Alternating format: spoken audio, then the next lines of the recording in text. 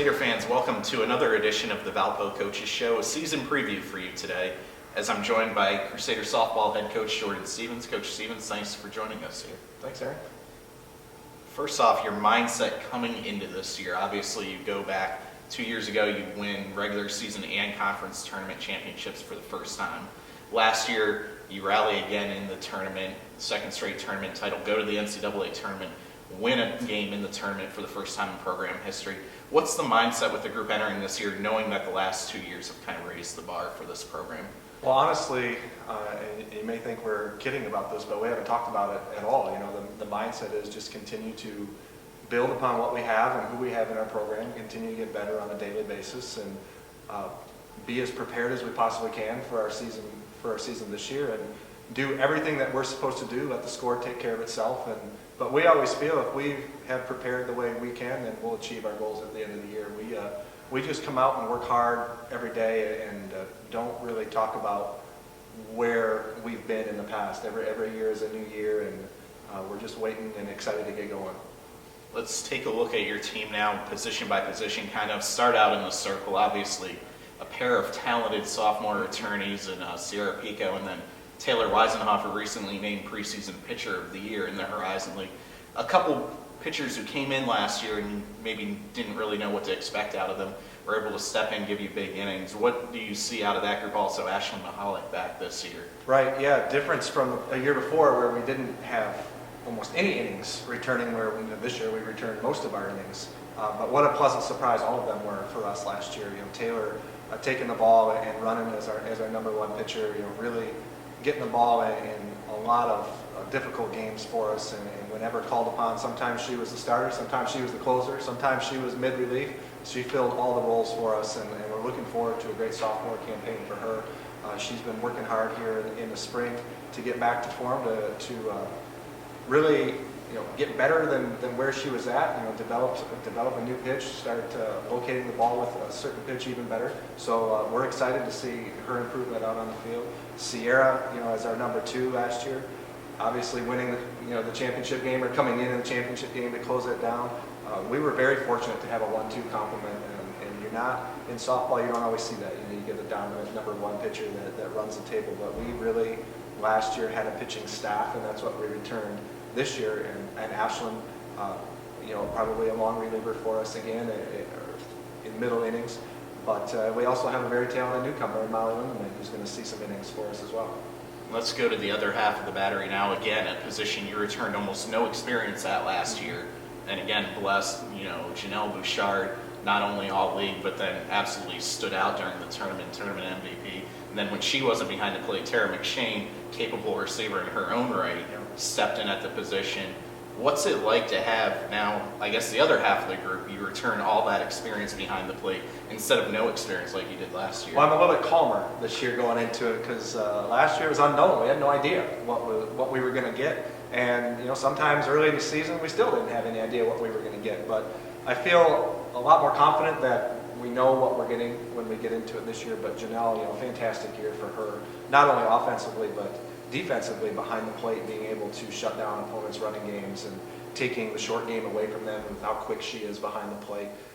Just a fantastic freshman year. And, you know, people ask, you know, well, she's from Maine, you know, well, she showed that she can play some ball here at the Division I level. And Tara, although we don't know if she's going to catch a lot for us this year, she may end up being out on the infield a little bit more than she is behind the plate, but came in and helped us out with resting Janelle, which is key to have 2 catchers to be able to do that. But she swung the bat for us tremendously, filling in the 5 spot for us. And you mentioned Tara McShane might see some time in the infield. We'll go there next. Mm-hmm. The first position, you lose a couple key pieces from last year. Obviously, the big one, Joylyn Ishiyama, now a member of your coaching staff, but a stalwart at third base for the last couple of years of her career. And then also the transfer out of Brittany Duncan over at first base. We saw a couple different combinations of lineups, people moving around positions on the infield. What do you see coming back this year with both the returnees and then the newcomers on the infield? Well, we return our middle infield. Angie Dorfler at short, who's, you know, been a program fixture there for the last 3 years. She's looking strong at short this year. Amanda Wisniewski's going to get the nod at second base, so our middle infielders are looking very strong, and it's big for me having a veteran core up the middle. We talk about with our pitcher catcher, you know what you're going to get now this year. Well, we know what we're going to get with our middle infielders as well. The corners, you're right, where we have some holes to fill. Third base, we've got Sam Stewart, a freshman, who swings the bat really, really well. I think a lot of people are going to be impressed with the way that she's going to handle the middle of the lineup for us, and she's doing good defensively at third. Tara's seeing some time at third base in practice. Georgie Calumbaris, a freshman, also seeing some time at third base as a freshman. Over here on the other side, it might be Tara over there as well. Mackenzie Buchelt, who didn't see a lot of time for us last year, has had a good spring. She may see some time at first. And at the end of last year, we brought in Jessie Marinick moved her over from second base to play first base. She's the most veteran there, got the most innings there, so she's going to fight for some time over at first base too. And moving out to the outfield now, obviously a lot of players who've had some experience getting starting nods out there at various times over their careers. The one fixture out there from last year, obviously, Caitlin Ranieri in right field, came in last year, a great freshman campaign, first team preseason all-league this year. Number of other players, you got Kimberlyn Wallace, Amanda Korb, Lindsay Norway, players who've had some starting experience. How's it shaking out there as we approach your first year? Well, it's been a competitive spring for our outfielder. It's a really talented group. I think people are going to be surprised with how well our defense is out in the outfield. But the thing that I don't think people will be surprised with is how they're going to swing the bat. Caitlin Ranieri in right field, probably going to be at the top of our lineup again. Swings the bat really well from the left-hand side. Kimberlyn Wallace, who filled the 2 spot for us really nicely at the end of last season, came on and really worked at her game on the left side of the plate, getting a lot of work out in center field. Will probably get a lot of time out there. Lindsay Norway, who had split time in the past, is swinging the bat very nicely for her, probably the best that she's swung the bat in 2.5 years.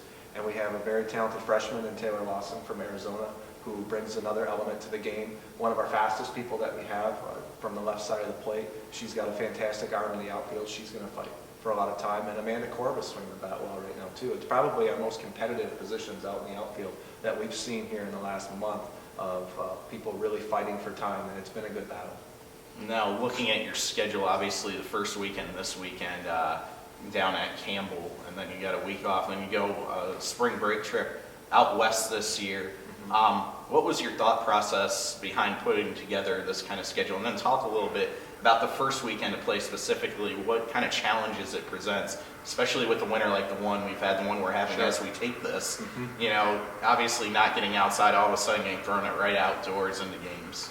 Yeah, well, our schedule overall fits our philosophy that we've had since I've got here, is that we're going to go out and play the very best that we possibly can, and we're going to go out to places that are going to put our team in some environments that maybe not be the nicest places to play in terms of what we're going to see from opposing fans, but it's a great experience for our players to go to some of these places. You talked about, next weekend after opening weekend, we go down to Louisiana Lafayette, a super regional team from last year, a very solid field there.